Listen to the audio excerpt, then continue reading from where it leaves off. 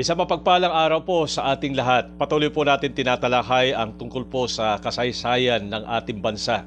Ang paksa po natin ngayon ay ang Pilipinas sa panahon ng bagong bato o New Stone Age, 8000 BCE. Na magsimulang matuna o mga yelo at nalubog sa tubig ang mga tulay na lupa, naghudyat ito ng pasimula ng panahon ng bagong bato o Neolitiko, mga taong 8,000 before Common Era. Ang mga tao sa panahong ito ay mga manlalakbay at mandaragat. Nanirahan sila sa malapit sa ilog, dagat at lawa na pangunahing pinagkukunan ng pagkain.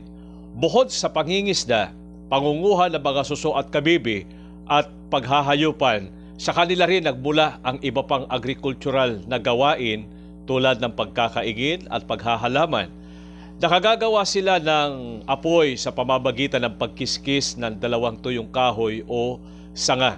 Kaya nagpatuloy po ang panahon ng bagong bato at patuloy din pong ipinakikilala sa atin ng ating mga kababayan at ang ating mga ninuno na may kakayahan ang mga sinaunang Pilipino na makipag-ugnayan, makipagkalakalan sa iba pong mga kalapit bansa po natin. Hanggang sa muli, maraming salamat po.